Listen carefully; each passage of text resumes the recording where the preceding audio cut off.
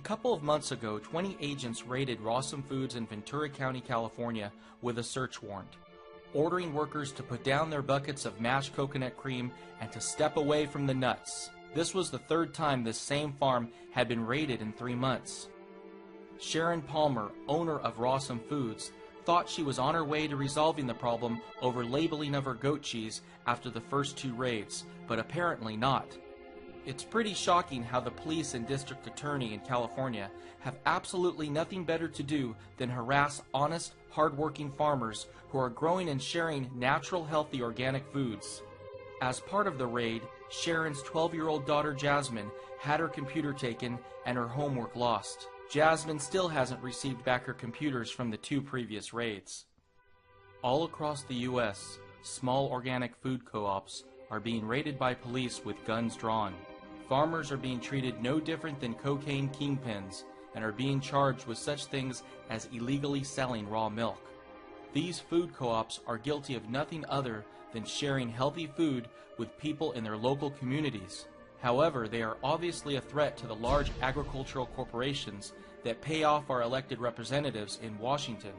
Americans need to speak out now to help protect small farmers from the FDA and other government agencies that have been hijacked by the greedy and destructive billion-dollar agricultural giants. They're putting the people out of business, particularly at a time when people want more organic food. They don't want Auschwitz Farms eggs coming from, I love the names like Sunnydale Farms, Hillendale Farms, chicken coop concentration camps. People want a higher quality, and they know that they're going to erode the profit base of these large corporations that work on very thin margins. So they're putting them out of business. They're making it more and more difficult for them to compete. Competition's all but dead, and they keep killing it more and more. Every private individual in America deserves to have the basic human right to buy farmland and cows and share their production of food with others. With the government trying to destroy small farmers because they are a threat to the market share of major agricultural corporations, it's a sure sign that a U.S. breakdown of society is imminent. The government claims to be trying to protect our health, but any American with common sense knows that the natural food produced on these small farms is a lot more healthy than the food produced by large corporations that are loaded with artificial preservatives and other unnatural ingredients. The police obviously know they are in the wrong if they have to show up with such excessive force that is clearly unwarranted for the situation. Imagine if one of the workers at the farm was using their thermal laser temperature guns while the raid was taking place. The cops would have most likely shot and killed the worker, knowing full well that no one would hold them accountable for their actions. Illinois Senator Richard Durbin recently introduced a new bill, S-510, the FDA Food Safety Modernization Act.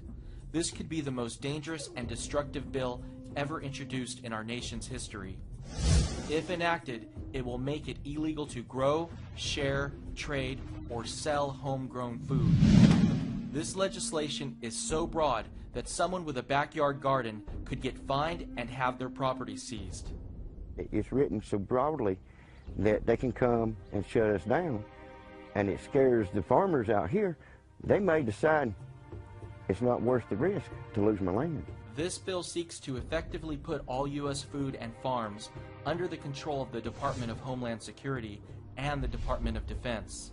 NIA finds it outrageous for something this unconstitutional to even be considered, but it already has a shocking 17 co-sponsors in the U.S. Senate.